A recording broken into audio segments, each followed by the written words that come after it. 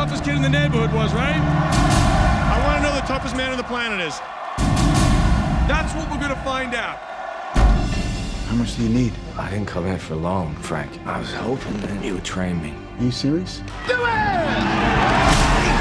I thought we agreed that we weren't going to raise our children in a family where their father gets beat up for a living. Brendan, you're a teacher. You got no business in the ring with those animals. Actually, I used to be one of those animals. Guess I forgot to put that down on my application. War hero Tommy Reardon, who has become an overnight sensation, and Brendan Conlon, the physics teacher, they pulled off a miracle. You can do this. What do you say? I can do this. So a previously violent and drunken wrestling coach, a soldier with undiagnosed PTSD, and a high school science teacher walk into an MMA tournament. I'll let you write the punchline, but if you're watching the 2011 testosterone-orama The Warrior, the joke's on you. We open with Tom Hardy of Inception fame, juggling a variety of not particularly well-explained to the audience demons. He happens to be juggling these particular issues on the stoop of his dad, Nick Nolte's house, who likes to remind his kids and the audience that he's almost 1,000 days sober. Mostly so he can relapse in the third act, thus hoping to break the audience's heart. The audience rolled their eyes instead, but good hustle anyway, Nicky baby. Elsewhere, Joel Edgerton is a science teacher busy fighting in a very well-organized MMA showdowns to make extra cash to pay for his house and all the fancy underwear his wife or the director seems keen on her wearing.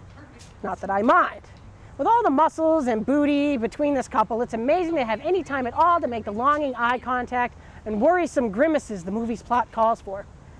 Anyway, this is all prologue to set up the completely inexplicable and totally fortuitous MMA tournament to end all MMA tournaments, in which everything happens exactly as expected and the big twist was the cinematic equivalent of a Cinnabon. So, what went wrong? Problem 1. Nothing is grounded in reality. Everything is connected logically, sure, but with no real attention to how things are in real life. Example, this is a movie about fighting and no one bleeds. Problem 2, I don't care about anyone. The movie gives me zero motivation to care for the characters beyond the simple fact that years of moviegoing have told me that I'm supposed to. Due to a lack of depth, the fight scenes lack tension, so when you think about it, the action is essentially heavily muscled ballet with punching. I almost typed punching in blood, but no one bleeds. Problem 3, it's all tell and no show. The movie makes a point to tell us how horrible of a dad Nick Nolte was, but none of this is actually shown. This is a movie about violence. If you're going to go with the violently abusive father side plot, you might as well earn it with some actual violent abuse. I mean, Radio Flyer had it, and that was a movie for kids, for crying out loud. I guess I just hated how flat everything was. Nothing was surprising, and the best moments came from unsupporting characters or unintended laughter.